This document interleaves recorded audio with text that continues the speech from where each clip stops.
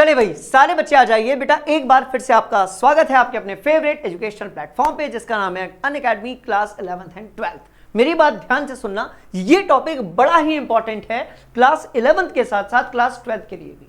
नाम है इसका मूल कॉन्सेप्ट और 15 से 20 मिनट में इसकी सारी कहानी, न्यूमेरिकल्स, फॉर्मूलेस और जितने भी कंसेप्ट हैं राइट उसको दिमाग के अंदर फिट करने वाले हैं। तो ध्यान से सुनोगे, हम करने जा रहे हैं मूल कॉन्सेप्ट का वन शॉट रिवीजन राइट। तो अब सुनो भैया, सबसे पहले तो हम बात करने वाले हैं इंपॉर्टेंट पॉइंट्स के बारे में। बस एक पेन और एक कॉपी लेकर बैठ जाइए और जितनी चीजें बता रहा हूं ध्यान से सुनिए, सब कुछ आपके दिमाग के अंदर ऑटोमेटिकली फिट होता जाएगा, ठीक है। दूसरा हम पढ़ेंगे बेटा इंपॉर्टेंट फॉर्मूले,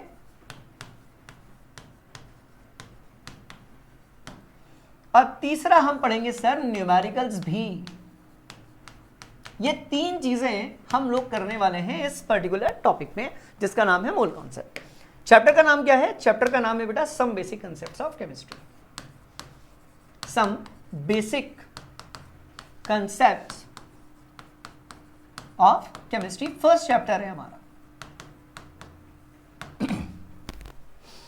जब तक आप केमिस्ट्री पढ़ते रहेंगे इस पर्टिकुलर टॉपिक से क्वेश्चंस आते रहेंगे। तो अब हम स्टार्ट करते हैं इस पर्टिकुलर टॉपिक को। देखो भाई, सबसे पहले आपके दिमाग में ना एक सवाल तो आया होगा, सर एक बात बताइए, मोल आखिर है क्या चीज?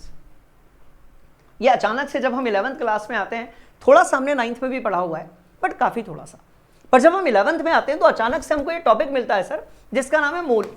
आखिर ये क्या चीज है, ये आप हमको बता दीजिए। इंटरेस्ट में यदि आपको मोल की कहानी समझ में आ गई तो इसके अंदर के जितने भी फॉर्मूले हैं, न्यूमेरिकल्स है, सारे जो कंसेप्ट्स हैं वो ऑटोमेटिकली दिमाग में फिट हो जाएंगे। क्लियर है बात? हाँ जी सर। अब सुनो ध्यान से, देखो सवाल पैदा होता है कि व्हाट इज अ मोल। सवाल सबसे पहला यही सवाल पैदा होता है बच्चों कि भैया आखिर ये मोल है क्या? व्हाट इज अ मोल, ये मोल आखिर है क्या सर? तो मैं आपको बताता हूं, ध्यान से सुनो, बहुत ध्यान से सुनो। देखो अब क्या होता है भाई, केमिस्ट्री तो पढ़ रहे हो, 11th में आ गए हो तो डीप केमिस्ट्री भी पढ़नी पड़ेगी। तो आप जब केमिस्ट्री की बात करते हैं तो वहां पर हर एक मैटर के अंदर ढेर सारे पार्टिकल्स होते हैं। और वो पार्टिकल्स कौन से होते हैं? देखो ये तो सर मैटर हो गया, ठीक है। अब इस मैटर के अंदर होते हैं पार्टिकल्स, ठीक है सर। ये भी 9th क्लास में पढ़ा था कि कोई भी मैटर आपका जो है वो टाइनी पार्टिकल से मिलकर बना होगा, बढ़िया वाली बात। अब इसमें पार्टिकल्स कौन से हैं? तो सर देखो, एटम हमने सुना था, मॉलिक्यूल हमने सुना था, हमने आयन सुने थे, ठीक है। कुछ सब एटॉमिक पार्टिकल्स भी हैं जैसे कि इलेक्ट्रॉन हो गया आपका, जैसे कि प्रोटॉन हो गया आपका, जैसे कि भैया न्यूट्रॉन हो गया आपका, ठीक है सर। ये सारे पार्टिकल्स होते हैं। अब बच्चों ये आप देखो, आप सभी जानते हो कि ये सारे पार्टिकल्स ना भयंकर छोटे हैं, भयंकर छोटे मतलब बहुत ज्यादा ही छोटे हैं। तो अब इन पार्टिकल्स की मुझे करनी पड़ती है काउंटिंग। क्या करनी पड़ेगी? काउंटिंग। तो उस काउंटिंग के लिए हम इंट्रोड्यूस करते हैं मोल को। अब आप बोलेंगे सर ऐसा कैसे, हम कैसे इतने छोटे छोटे पार्टिकल्स की काउंटिंग कर लेते हैं? एग्जांपल देकर बताइए। बात समझ में आ गई तो मेरी बात ध्यान से सुनो। देखो इस पूरे मोल को समझने का सबसे अच्छा तरीका है 3-4 एग्जांपल्स, वहां से कहानी दिमाग के अंदर अच्छे से फिट हो जाएगी। अब वो कहानी क्या है, ध्यान से सुनो, और वो कहानी आप सबको आती है, ध्यान से सुनना। देखो यदि मैं आपसे कहता हूं कि मुझे कुछ नंबर्स हैं उनकी ग्रुपिंग करनी है, मेरे पास कुछ नंबर्स हैं मुझे उनकी ग्रुपिंग करनी है, तो हम कैसे करेंगे? तो जैसे फॉर एग्जांपल हमने कहा कि एक बात बताओ बेटा, ग्रुप ऑफ 2 को क्या कहते हैं? आपने कहा सर ग्रुप ऑफ 2 को हम या तो 1 पेयर कहते हैं और 1 कपल कहते हैं, ठीक है भाई, यानी कि जोड़ा। इसी तरीके से मैंने आपसे कहा कि बेटा एक बात बताओ, जब आप ग्रुप ऑफ 12 करते हो तो इसको क्या कहते हो? तो आपने कहा सर जब हम 12 चीजों का ग्रुप बनाते हैं तो हम उसको 1 डोजन कहते हैं। क्या कहते हैं? 1 डोजन कहते हैं। हिंदी में भैया हम इसको दर्जन कहते हैं, हाँ या ना? तो जब हमें केले खरीदने होते हैं तो हम 1 या 2 केले नहीं खरीदते। जब भी हमें केले खरीदने होते हैं हम 1 या 2 नहीं खरीदते, हम दर्जन के हिसाब से खरीदते हैं। या तो आप आजकल नया ट्रेंड स्टार्ट हो गया, 40 के खरीद लो, 50 के खरीद लो, इस तरीके से। बात समझ में आ रही है? हाँ जी। चलो तो अब 2 का जो ग्रुप है वो मेरा पेयर या कपल हो गया, 12 का जो ग्रुप है वो मेरा डोजन हो गया। इसी तरीके से मैं आपसे यदि पूछूं कि बेटा एक बात बताओ, ग्रुप ऑफ 100 क्या होगा? तो आप बोलोगे सर देखो ये तो बड़ा सिंपल है, हम इसको कहते हैं 1 सेंचुरी। इसको हम क्या कहते हैं सर? 1 सेंचुरी। ये 100 यदि हो गए तो उसको हम 1 सेंचुरी कहेंगे। अब वो ईयर्स की बात हो या क्रिकेट में रन्स की बात हो, जब भी 100 की काउंटिंग होगी we must call it century. तो भाई ये कितना आसान है आपके लिए, कपल को समझना, डोजन को समझना, सेंचुरी को समझना। अब यहां पर आपको जितनी चीजें लिखी हुई दिख रही है, चाहे हम एटम्स की बात करें, आयंस की बात करें, मॉलिक्यूल्स की बात करें, ये इतने ज्यादा छोटे हैं कि इनकी स्टडी करने के लिए ना हमें एक बड़ा सा ग्रुप बनाना पड़ता है। बहुत ज्यादा छोटे हैं ना, बहुत ही ज्यादा छोटे हैं बेटा, वेरी वेरी टाइनी पार्टिकल्स।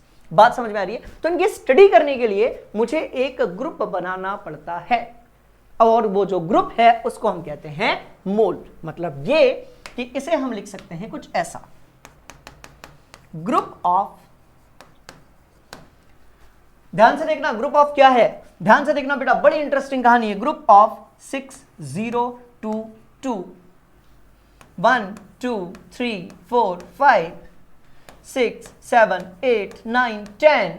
अभी रुको, अभी खत्म नहीं हुआ है। 11 12 13 14 15 16 17 18 19 एंड 20। इतने जो पार्टिकल्स होंगे, बिल्कुल सही देखा आपने, इतने सारे जो पार्टिकल्स होंगे बेटा उसको हम कहते हैं 1 मोल। क्योंकि एटम्स, आयंस, मॉलिक्यूल्स भयंकर छोटे हैं तो उसका ग्रुप बहुत बड़ा होगा।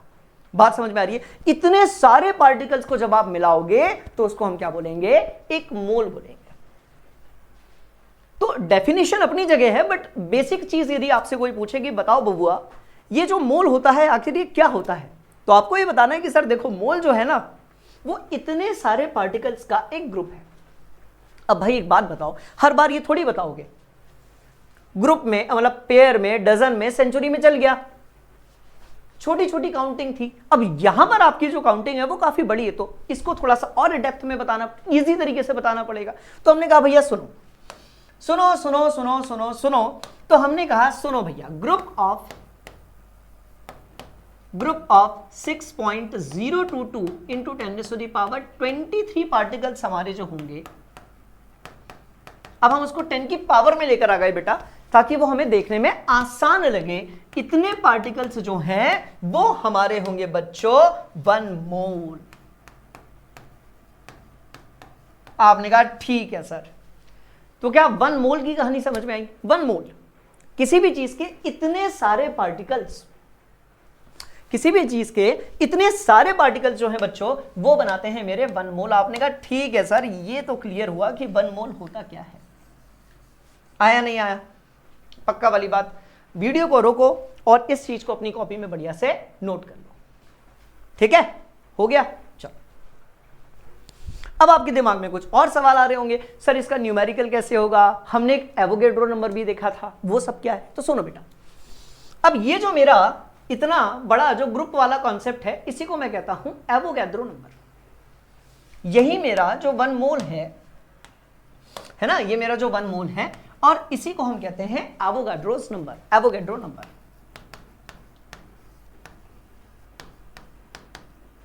Avogadro's number. और कैसे रिप्रेजेंट करेंगे? तो ध्यान से सुनना, हम इसको रिप्रेजेंट करते हैं Na से। तो किसी भी चीज का 1 मोल इतने पार्टिकल्स होगा, किसी भी चीज का 1 मोल जो है वो इतना पार्टिकल होगा।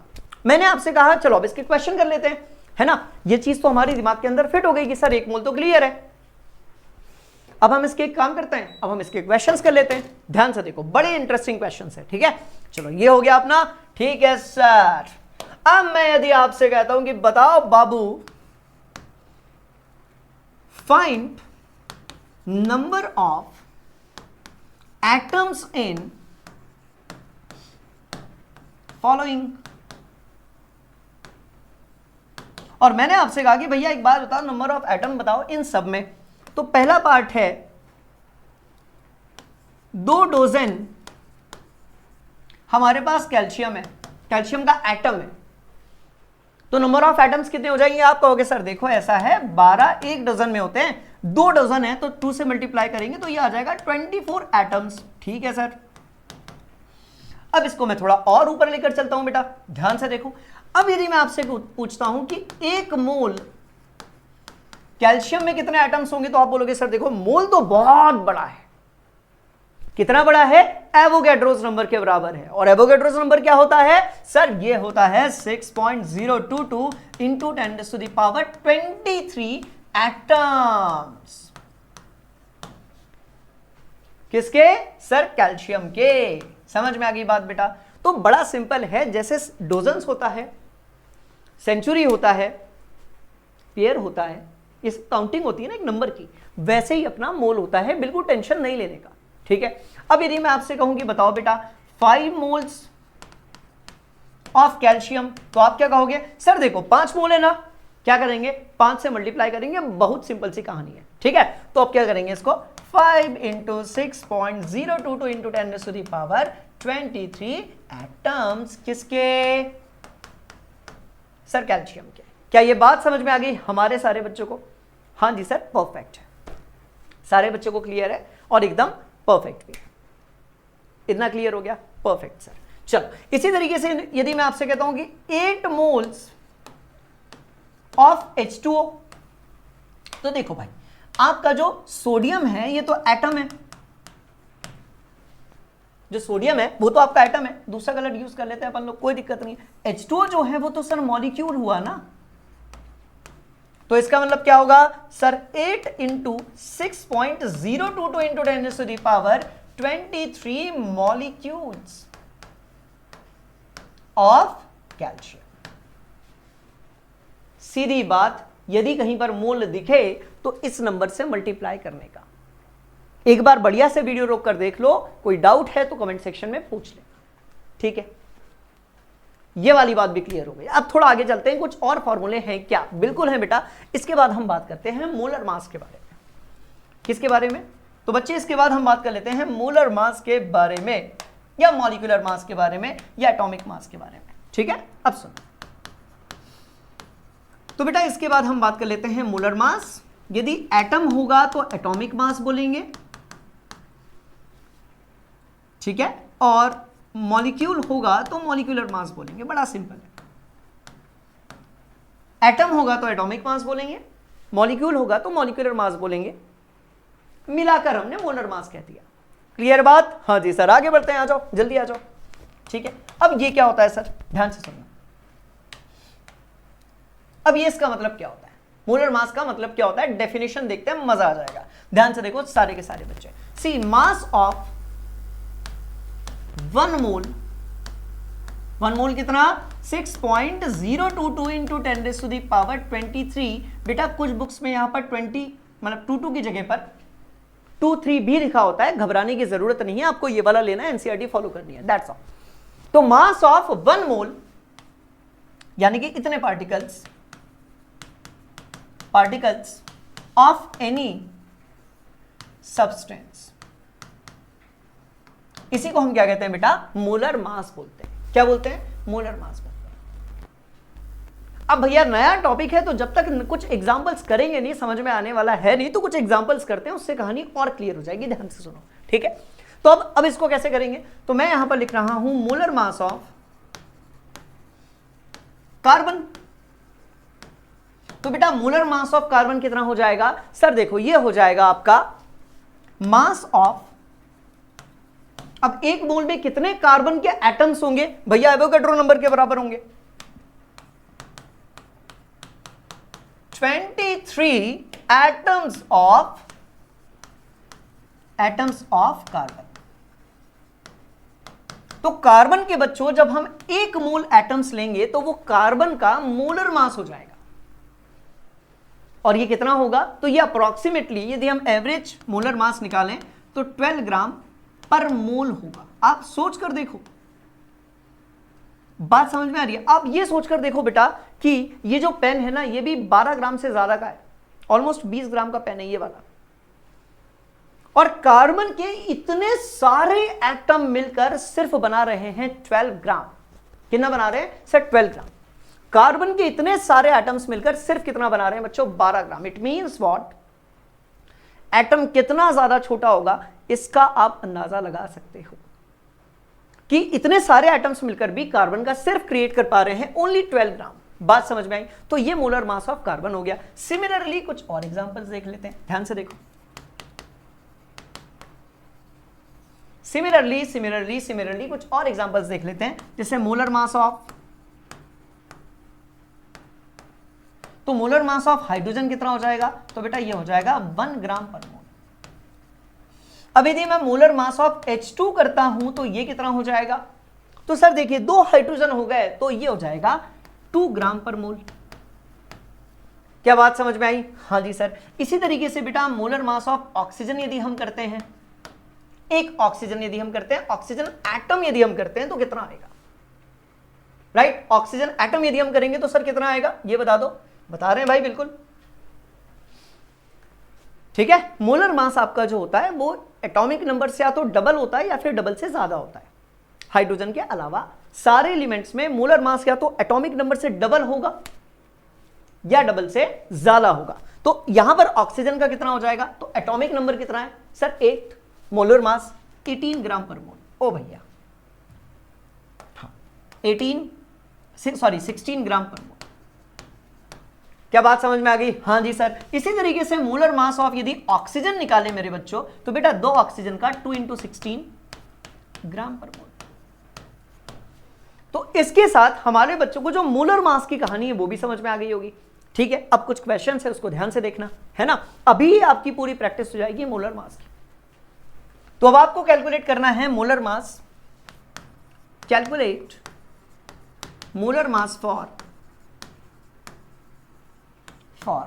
ठीक है। आपको बुक में हर एक एलिमेंट के मॉलिक्यूलर मास मिल जाएंगे, वहां से आप कैलकुलेट कर लेना। ठीक है, वो मैं नहीं लिख रहा हूं बेटा, that will take the time, but ठीक है। पहला H2O, दूसरा H2SO4, तीसरा सर हम ले लेते हैं NaCl, चौथा सर HCl, और पांचवा हम ले लेते हैं सर ग्लूकोज यानी कि C6H12O6। कोई एक मैं कैलकुलेट कर देता हूं सो दैट आपके लिए बड़ा हेल्प हो जाएगी। हम कैलकुलेट कर लेते हैं H2SO4 वाला। ठीक है, अब देखो हाइड्रोजन हमारे पास कितने हैं सर? 2 हैं। एक हाइड्रोजन का हमारा 1 होता है, बोलो यस सर, है ना। बुक से देख लेना, सबके मोलर मासेस गिवन है वहां पे। ठीक है, या तो डबल या डबल से ज्यादा। सर सल्फर हमारे पास 1 है, 32 होता है। सर ऑक्सीजन हमारे पास 4 है, 16 होता है। सबको एक काम करते हैं सर, ऐड कर देते हैं। ऐड करेंगे तो ये आ जाएगा 2 + 32 + 64। 2 और 2 4 और 4 8, 6 और 3 9, 98 ग्राम पर मोल। खत्म बात। तो बाकियों के हमारे जितने भी बच्चे हैं बेटा, आप लोगों को कैलकुलेट करना है। क्या बात समझ में आ गई? तो मैं उम्मीद करता हूं कि यहां मोलर मास तक की कहानी आपको क्लियर होगी। अब 3 फॉर्मूले लिख रहे हैं जहां से आपके न्यूमेरिकल्स बड़े आसानी से बन जाएंगे। सुनो कौन से सुनो। अब हम कैलकुलेट करेंगे नंबर ऑफ मोल्स। क्या करेंगे बेटा? अब हम कैलकुलेट करेंगे नंबर ऑफ मोल्स। अब इसके ना 3 फॉर्मूले, एक मास के टर्म्स में, एक पार्टिकल्स के टर्म में, और एक गैसियस वॉल्यूम के टर्म में। अब कैसे हैं तो ध्यान से देखोगे। अब हम कैलकुलेट करने जा रहे हैं नंबर ऑफ मोल्स, और मेरे नंबर ऑफ मोल्स को, अच्छा नंबर ऑफ मोल्स को ना मैं n से रिप्रेजेंट करता हूं। तो ये क्या हो जाता है भाई? ये हो जाता है गिवन मास या गिवन वेट, गिवन मास ले लो कोई फर्क नहीं पड़ेगा, of substance divide by molar mass of substance. भाई मोलर मास निकालना अभी सिखाया मैंने आपको 1 मिनट पहले। ठीक है, मोलर मास ऑफ सब्सटेंस। तो बच्चों एक बार बताओ, गिवन मास को हम कैसे रिप्रेजेंट करेंगे? तो बेटा हम W से रिप्रेजेंट करेंगे। और मोलर मास को हम कैसे लिखेंगे? तो हम mm से लिखेंगे, मोलर मास mm। ये मेरा पहला फॉर्मूला है। एक फॉर्मूला मेरे पास और है नंबर ऑफ मोल्स कैलकुलेट करने का। देखो भाई, ऊपर वाला फॉर्मूला आप तब कैलकुलेट करोगे जब आपके पास एटॉमिक मास गिवन है और गिवन मास है। बात समझ में आ गई? नीचे वाला जो फॉर्मूला है वो आप तब कैलकुलेट करोगे जब आपके पास पार्टिकल्स गिवन है। तो ये होगा number of particles. Number of particles का मतलब है atoms, molecules, ions, divide by Avogadro number. तो ऊपर वाले को हम n से रिप्रेजेंट करेंगे और नीचे आ जाएगा Na। आप इसको और लिख सकते हो बेटा n डिवाइड बाय 6.022 इंटू 10⁻23, जो कि अभी अभी हमने पढ़ा था। ठीक है, चलो आगे बढ़ते हैं। और तीसरा नंबर ऑफ मोल्स का फॉर्मूला है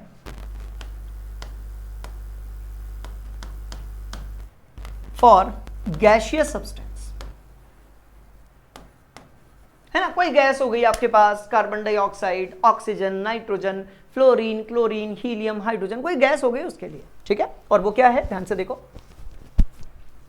वो है बेटा गिवन वॉल्यूम। हमेशा याद रखना गैसेस के लिए वॉल्यूम और प्रेशर वाले कॉन्सेप्ट्स पूछे जाते हैं। ठीक है, तो ये हो जाएगा given volume divide by molar volume. तो गिवन वॉल्यूम हमारा V हो गया और मोलर वॉल्यूम हमारा 22.4 लीटर हो गया बेटा। बात समझ में आ रही है? तो सर ये तीन फॉर्मूले हमारे पास हो गए, हम तीनों फॉर्मूले को क्लब कर देते हैं। अब उससे होगा क्या, आपको एक मास्टर फॉर्मूला मिल जाएगा और जहां पर भी आप अटकोगे आप इस फॉर्मूले को यूज कर लेना। समझ गए? हाँ जी सर, बहुत सिंपल है मोल कॉन्सेप्ट। ठीक, बहुत ही ज्यादा सिंपल है हमारा मोल कॉन्सेप्ट। Got it? तो ये हमारा मास्टर कॉन्सेप्ट था मोल कॉन्सेप्ट का। अब जब आप इसके न्यूमेरिकल्स करेंगे, सी इसमें मैंने सिर्फ मोल कॉन्सेप्ट करवाया है, concentration of solution and limiting reagent नहीं किया है, अगली क्लास में करेंगे। क्लियर? अब ध्यान से सुनो, तो ये हमारा मास्टर फॉर्मूला बन गया। क्या बन गया सर? ये हमारा मास्टर फॉर्मूला बन गया। आपने कहा ठीक है सर, कोई दिक्कत वाली बात नहीं है, हमारा मास्टर फॉर्मूला हमारे सामने है। क्लियर? तो बेटा यहां पर आज की जो क्लास है उसको हम कंप्लीट करते हैं, पर आगे बढ़ने से पहले एक अच्छा अपडेट आप सारे बच्चों के लिए, इसका स्क्रीनशॉट आप ले लीजिए। आगे बढ़ने से पहले आप सारे बच्चों के लिए एक अच्छा update which is very important. बेटा अनअकैडमी आप लोगों को प्रोवाइड कर रहा है 60% of. You can use the code AR10 और आप पार्ट बन सकते हैं हमारे साथ हमारी बैचेस का, जहां पर हम ढेर सारे कॉन्सेप्ट्स डिलीवर करते हैं, खूब सारी प्रैक्टिस करवाते हैं और बहुत अच्छा रिजल्ट लेकर आते हैं। बात समझ में आ रही है? तो बिल्कुल मिस मत करिएगा, डिस्क्रिप्शन में जाइए, बैचेस के लिंक गिवन है, वहां से जाकर आप ज्वाइन करिए। और मिलता हूं मैं आपसे अगली क्लास में। और यदि कोई कॉन्सेप्ट या किसी भी तरीके से कोई डाउट होगा मूल कॉन्सेप्ट में तो कमेंट सेक्शन में पूछ लीजिएगा। See you in the next class, तब के लिए थैंक यू सो मच। ठीक है बेटा, मिलते हैं अगली कक्षा में। जय हिंद, जय भारत, बाय बाय।